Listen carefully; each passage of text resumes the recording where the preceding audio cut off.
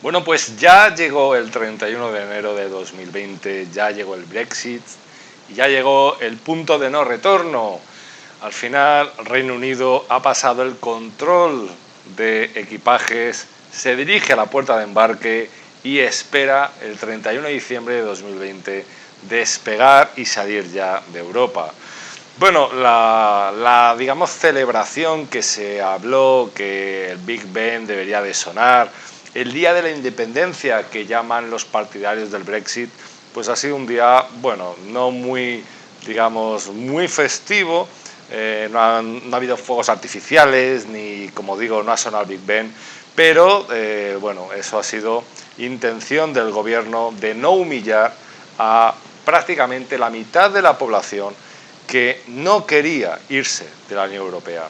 Boris Johnson ha emitido una hora antes de la salida de Reino Unido un discurso televisado y ha dicho que, bueno, que este no era el final, sino que era el principio, que ahora podrán legislar acorde a lo que necesitan sus ciudadanos, es decir, acorde a lo que necesitan los británicos. Por lo tanto, pues bueno, ha dado, digamos, un mensaje de esperanza para, pues bueno, para decir que hay que empezar a ponerse a trabajar. Y claro, este trabajo, lo que haga Reino Unido, por un lado, a nivel de negociación con Europa, en este periodo de transición que se abre desde el 1 de febrero hasta el 31 de diciembre, esta negociación, como digo, y sobre todo las políticas económicas que emplee Reino Unido, pueden determinar lo que ocurra no solo en Reino Unido, sino en Europa y sobre todo en España. Y esto es lo que voy a comentar en este vídeo. ¿Cuáles son las consecuencias económicas que puede tener el Brexit en este año 2020? Un año que ya de por sí con el coronavirus las bolsas están un poco revueltas. Un año que empieza ya complicado. Veremos a ver cómo acabamos el año. Bueno, lo primero que tenemos que tener en cuenta, la primera pregunta muy importante, porque cuanta más incertidumbre haya, peor para la economía, y si no hay un acuerdo, también será malo para la economía, sobre todo si al final se produce una salida, un Brexit duro, pues esta es la primera pregunta. ¿Qué pasará? ¿Tendremos acuerdo en 2020 o no? Bueno, lo que está claro es que Reino Unido, y ya lo ha dicho Boris Johnson y Trump, va a negociar un acuerdo comercial con Estados Unidos a la vez que con la Unión Europea. Pero hay que tener en cuenta que al final el que es importante es el de la Unión Europea, porque al final prácticamente la mitad de las importaciones y exportaciones del Reino Unido son con la Unión Europea. Por lo tanto, un acuerdo comercial con Estados Unidos tampoco incrementaría mucho su balanza comercial, es decir, el saldo de las importaciones y exportaciones con Estados Unidos. Por lo tanto, está claro que aunque vaya a jugar estas dos cartas, Boris Johnson, de acuerdo con Estados Unidos y acuerdo con Reino Unido, está claro que el importante es con la Unión Europea y es donde debería de centrarse. Entonces, lo que está claro es que ese acuerdo es muy complicado. El acuerdo comercial a todos los niveles es algo súper complejo. Y lo que está claro es que no solo la parte comercial, sino todo lo que tiene que ver con la seguridad, será algo difícil de negociar. Por lo tanto, en principio no contemplo que haya una salida sin acuerdo, aunque Boris Johnson seguro, y ahora que tiene el apoyo del Parlamento tras triunfar las elecciones, seguramente utilice la carta de una salida sin acuerdo, pero al final está claro que es un farol porque no es algo que será bueno ni para la Unión Europea ni para Reino Unido. Por lo tanto, ya digo, seguramente habrá un acuerdo de mínimos, pero por otro lado habrá una ampliación de este acuerdo, una ampliación del plazo para seguir negociando más allá del 31 de diciembre.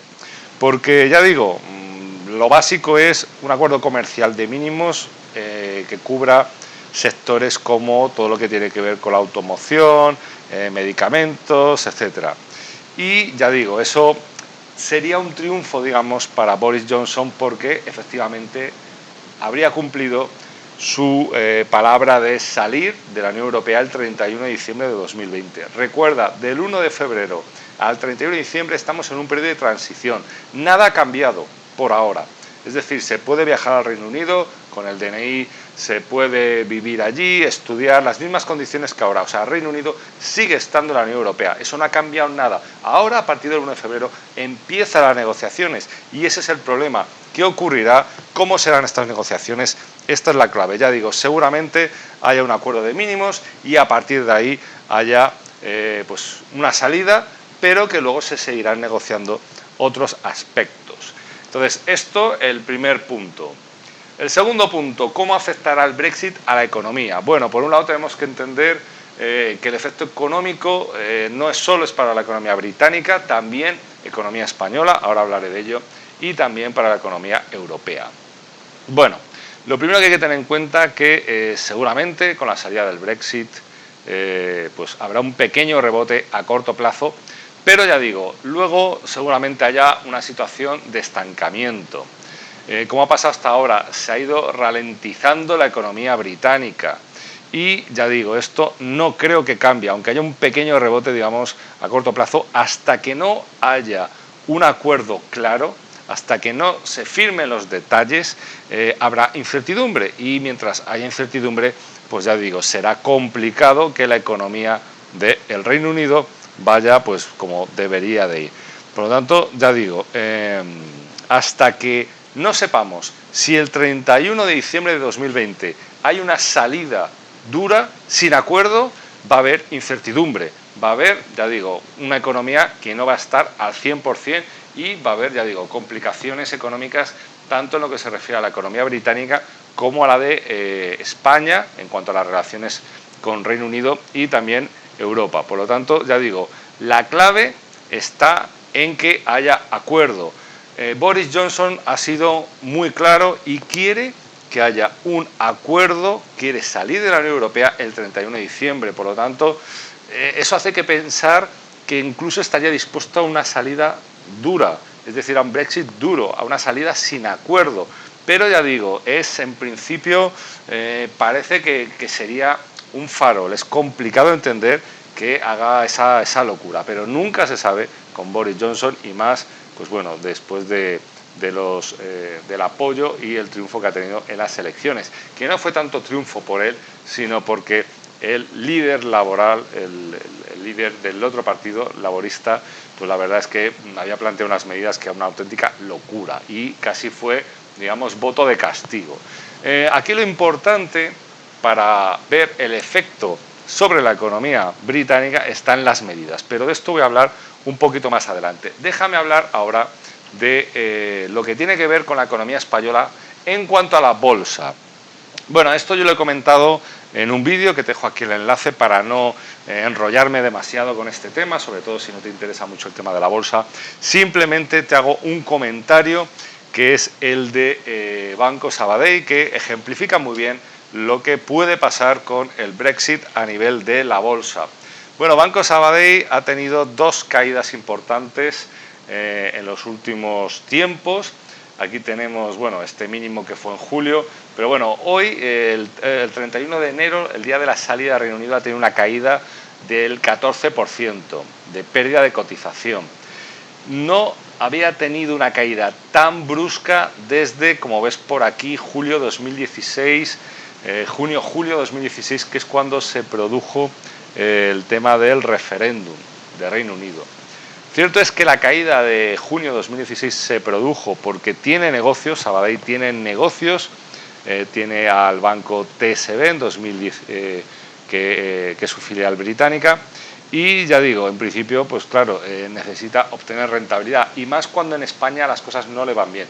De hecho, la caída del 31 de enero, coincidía con la salida de Reino Unido, con el Brexit, ha sido una caída más bien por las cuentas, por los resultados. No ha sido tanto por el tema del Brexit. Pero bueno, al final lo que te quiero hacer ver es que hay empresas españolas, como puede ser Banco Santander, Telefónica, Iberdrola, Inditex, Ferrovial, ACS, todo esto lo comento en el vídeo que te he dicho y si quieres puedes ir a él para ampliar esta información. Por lo tanto, a las empresas españolas que tienen negocios allí lógicamente les afecta. En principio, ya digo, se han preparado todo lo que han podido para el Brexit y lo que está claro es que bueno, tendrán que ver cómo les afecta la situación económica, el clima económico en Reino Unido, mientras haya incertidumbre por la falta de acuerdo hasta el 31 de diciembre, que ya digo que es un poco la fecha límite,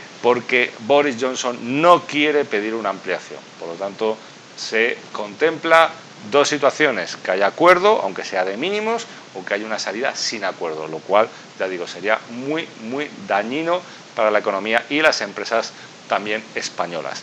Bueno, básicamente, ¿qué pretende hacer Boris Johnson? ¿Cuál es su plan? Bueno, como te decía, está claro que va a negociar un acuerdo comercial con Estados Unidos y, claro, al final necesita algún tipo de política, de estrategia para que la economía británica crezca, porque si no va a ser todo muy complicado durante este año. Entonces, una de las opciones es, ya digo, realizar un acuerdo, mientras se acuerda con la Unión Europea, realizar un acuerdo con los Estados Unidos. Pero, ¿cuál es el problema de este acuerdo? Bueno, pues lo que te decía, al final Estados Unidos, Donald Trump, está en modo electoral y sin duda será muy complicado que digamos que le pueda sacar un buen acuerdo Boris Johnson. O sea, seguramente Trump se aprovechará, digamos, de la situación de debilidad y por lo tanto, ya digo, es complicado que consiga algo que sea más positivo para Reino Unido que para Estados Unidos. Por lo tanto, ya digo, de aquí, digamos que yo entiendo, poco podrá hacer para incentivar la economía.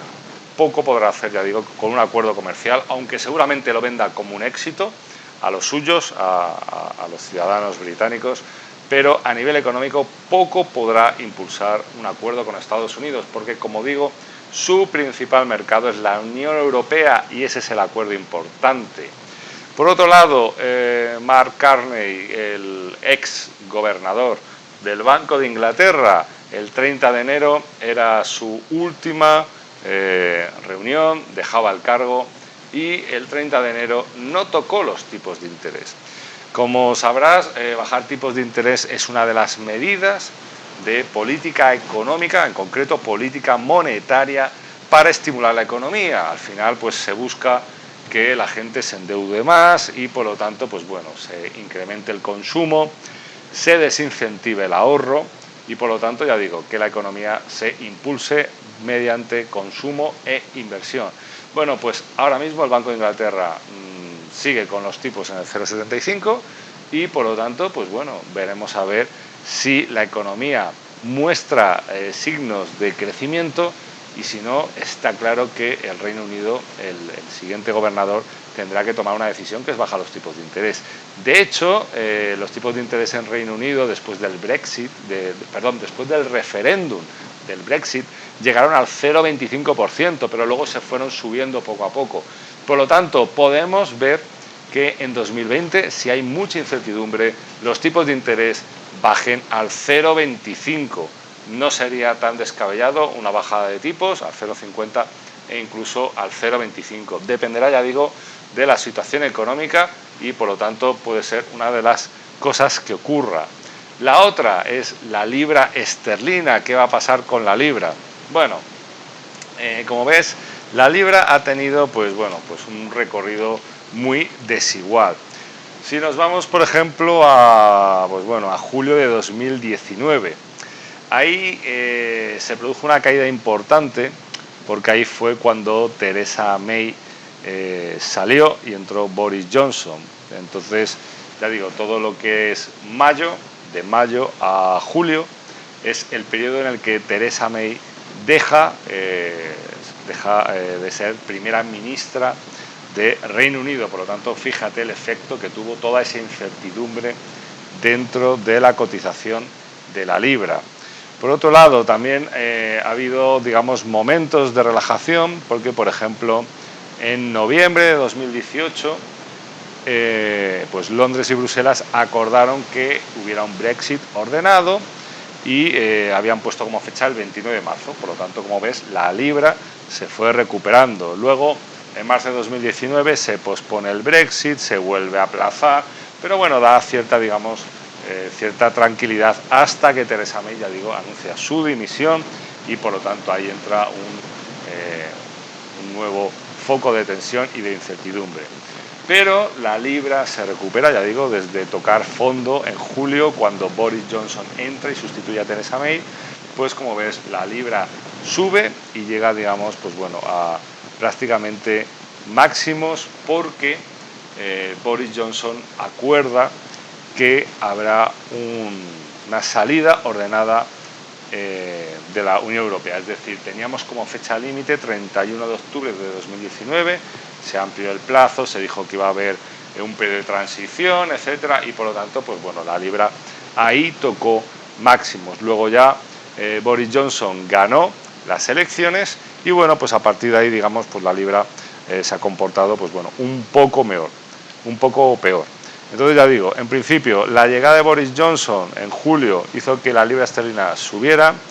También, pues bueno, se celebró mucho a nivel económico que se eliminara el riesgo de Brexit sin acuerdo.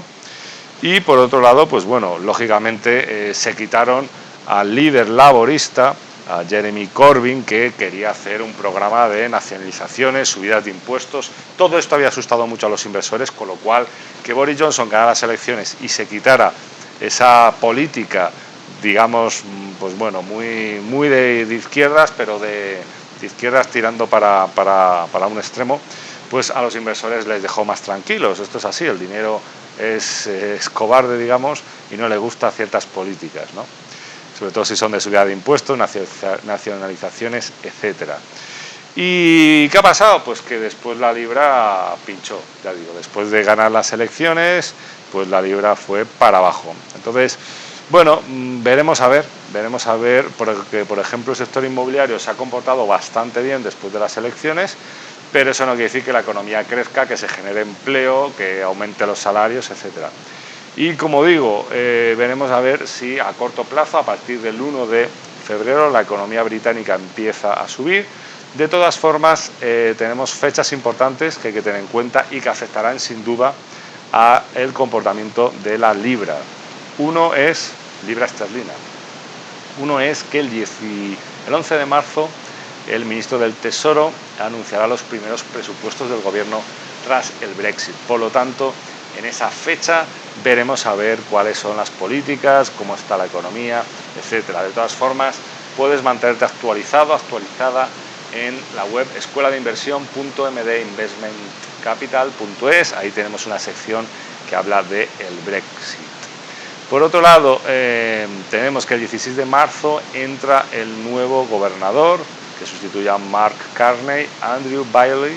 Este será el nuevo gobernador y tendrá que ver si aplica recortes de tipo de interés que casi seguro tengan que producirse para incentivar la economía británica. Por otro lado, el 30 de junio es una fecha muy importante porque ahí también puede haber caídas importantes de la libra, etcétera, porque es el momento en el que hay que decidir si se amplía el periodo del Brexit más allá del 31 de diciembre de 2020 o si ya el 31 de diciembre de 2020 hay salida. Si se dice que el 30 de junio no va a haber una ampliación, quiere decir que el 31 de diciembre, sea como sea, Reino Unido sale.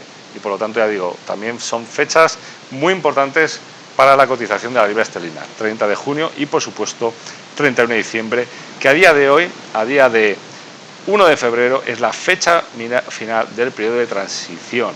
Por lo tanto, ya digo, salvo que en 30 de junio haya una extensión del plazo, 31 de diciembre, Reino Unido ya corta las cuerdas y las relaciones con la Unión Europea. Bueno, ¿qué ocurre con España? Bueno, pues aquí tenemos varios puntos de tensión. Por un lado, tenemos que el turismo británico es muy importante para España y por lo tanto, pues aquí tenemos dudas, ¿no? También tenemos la colonia británica, Gibraltar, territorio, bueno, español, soberanía británica, y claro, ahí también tenemos otro foco de tensión. ¿Qué va a ocurrir con Gibraltar, con los trabajadores, etcétera? Bueno, Si hablamos de Gibraltar, tiene que haber negociaciones, Madrid-Londres, lógicamente durante el periodo de transición, es decir, hasta el 31 de diciembre de 2020, pues habrá, digamos, normalidad.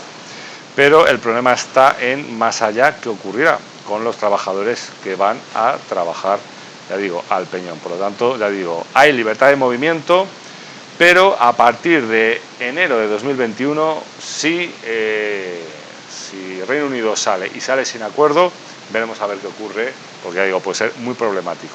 Por otro lado, ¿qué ocurre con los británicos que viven en España? Es decir, ¿qué va a pasar? ¿Les vamos a costear la sanidad? Entonces, este es el problema, ¿no? Claro, hay muchos jubilados aquí, sobre todo en la costa mediterránea, Costa del Sol, de Málaga, etcétera, y claro, ellos disfrutan de una sanidad pública y de una pensión en libras, con lo cual viven muy bien aquí en España. Entonces, claro, el problema está en que ellos, con su tarjeta sanitaria europea, igual que si nosotros fuéramos a Reino Unido, con la tarjeta sanitaria europea, pues hay asistencia sanitaria gratis. Entonces, claro, ¿qué ocurre?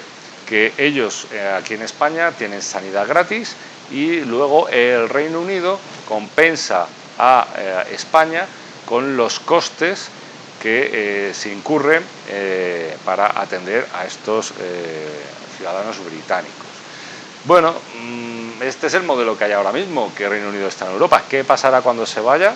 Bueno, pues seguramente habrá que hacer algún tipo de modelo que también sea parecido. Tendrán que asumir los gastos el gobierno británico, no nosotros, que aquí ellos, los británicos, no han cotizado y sin embargo disfrutan de una sanidad y de nuestros hospitales y atención. Pero ya digo, todo dependerá del acuerdo.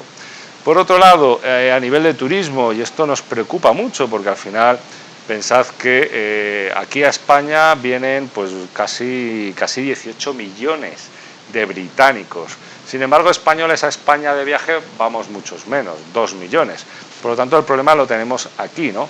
Entonces, en principio, a partir del 1 de enero del 2021, si sale Reino Unido, y lo que está claro es que habrá un control de las fronteras, sobre todo, quiero decir, a nivel de Reino Unido, porque esa era una de las claves de por qué Reino Unido quería irse, el hecho de controlar las fronteras y limitar esa libertad de movimientos y de circulación que hay en la Unión Europea. Es precisamente uno de los puntos que querían, digamos, cortar. Por lo tanto, para entrar en Reino Unido, lógicamente, a partir del 1 de enero de 2021, pues habrá que obtener algún tipo de visado, ir con pasaporte.